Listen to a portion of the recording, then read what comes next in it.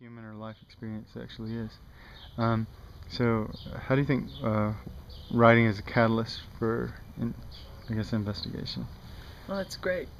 Um, well, last night in KC, a young woman at the library mentioned that she keeps a notebook by her bed and writes in it every night, and that it's the clarifier for her to help her thoughts stay clear, to kind of cast aside all the clutter, that she goes to sleep in a much more composed fashion and dreams better and feels better when she wakes up.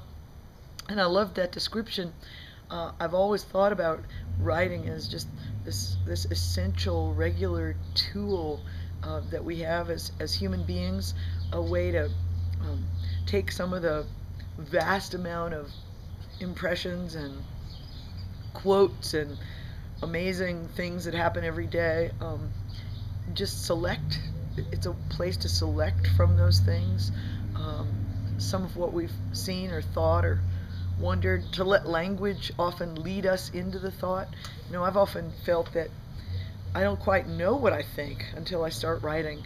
That writing helps me kind of meander through thinking to find the central thought that I'm holding at any given time, or central impression.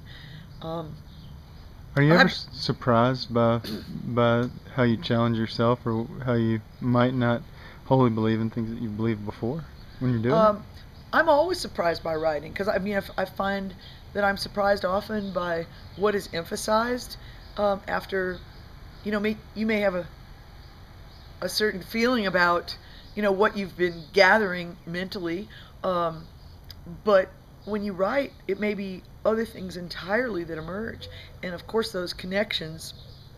You mentioned liking Richard Hugo, whom I always loved for his discussions of like triggering images, triggering impulses, and how that leads to something else, and how many times we're writing when something emerges that's sort of present in us, on our hearts, in our spirits, but we didn't even know it. We couldn't even have articulated it until we start writing. And often these little clues that we're picking up along the way, the moths against a window, or the sight of thousands of sheep in the middle of a road being moved to another pasture and making their sounds. What that stirs in us when we actually write it. It's hard to predict. Um, I love the sense in Wyoming of every person you encounter being just an amazing uh, compendium of rich stories and histories and details and local knowledge walking around. And we've had so many great experiences the last few days, just people just throwing out these little stories of something that happened, or how they met, or how they got here, or what was in that field, and how they built this house. Just all these detailed, particular stories that shape a life. And um, many times you don't have to pause very long to get a real sense of the particularity of life. Like last night when I looked at the group of people gathered in the KC library, I had a curiosity about who each one of them was and how they got there and what their story was.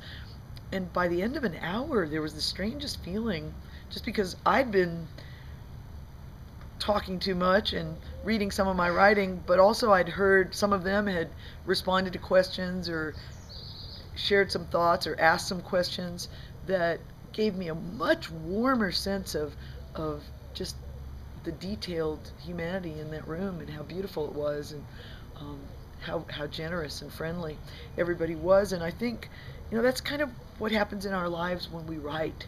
It's like we're always living in spaces and rooms, and when we write, we make yet another room in which our thoughts become known to us. Um, You often one of my favorite things that you actually do is whenever you read the poems from the kids that you've worked with over the years.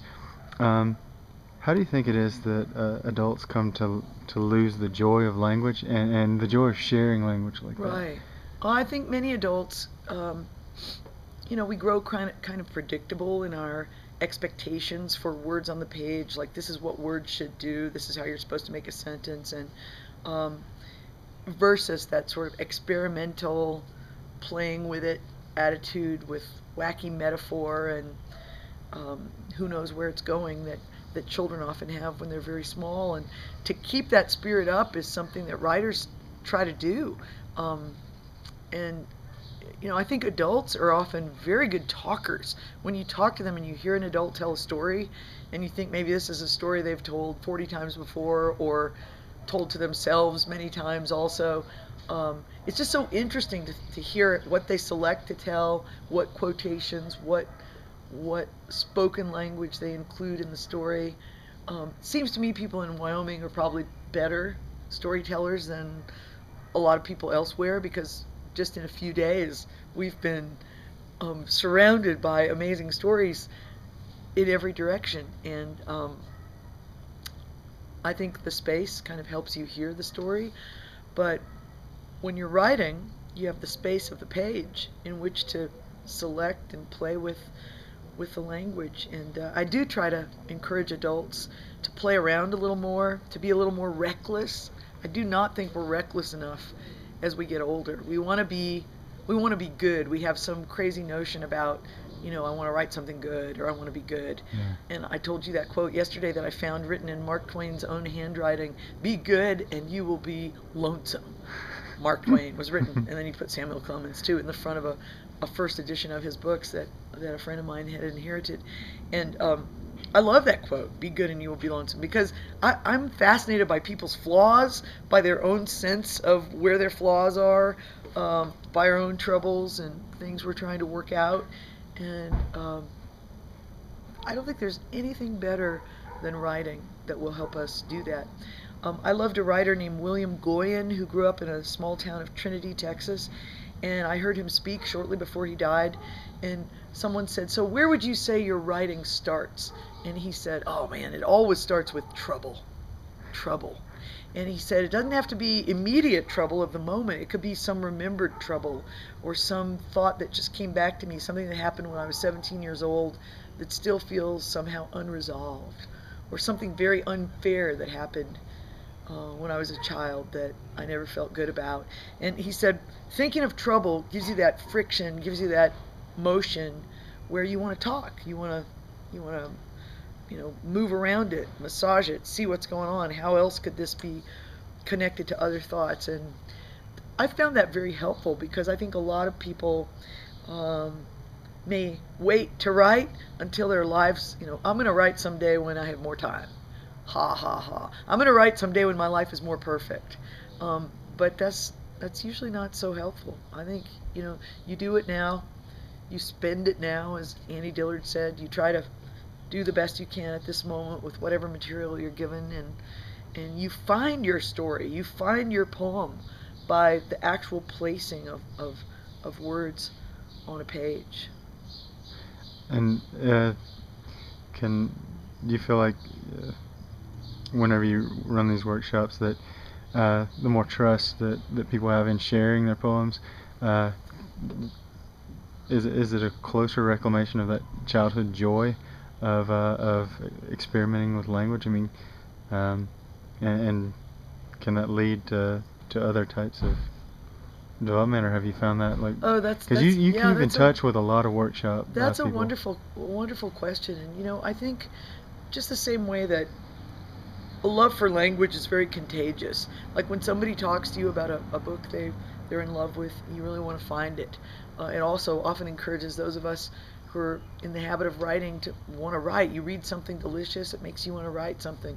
But I definitely think people have a desire to feel safe, to feel trust in one another's readership, just the same way you feel when you're trading a story with a close friend, or telling them anything, and you want to hear something back from them.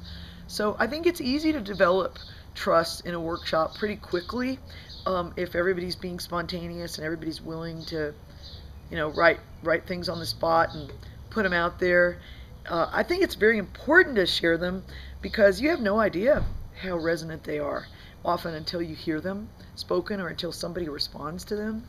And like yesterday in a living room in Recluse, we heard some lines that just blew my mind, and I wanted to read more of whatever those people would write. I just wanted to follow this language, and I think there was definitely a warmth about, oh, wait a minute, I read that one, maybe I could read this other one, or maybe you should read yours now, or it's contagious. So hopefully, a workshop can always be friendly and encouraging. It's a privilege to be in a sense of community with people who are writing on the spot, which is, not that weird. It might be a little weird, but not too weird. And I do think it takes us back to some spontaneous childhood sense of, wow, it could happen. I'm here. This is a moment. Things. I'm experiencing things. That immediacy of childhood when you see a child's enthusiasm over just something very particular in a moment. That can still happen with our writing. Awesome. And the more it happens, the more we keep encouraging each other, I think you can carry that spirit with you. You can just feel that when you're writing alone, too. Great. Well, I think probably got to get back on the road. And, we thank you for coming and sharing your thoughts on this with us. Thank you so much, Wyoming Humanities Council, and everybody in this great state for being so friendly and fun to know. All right. Well, thanks again, Naomi Shihab Nye.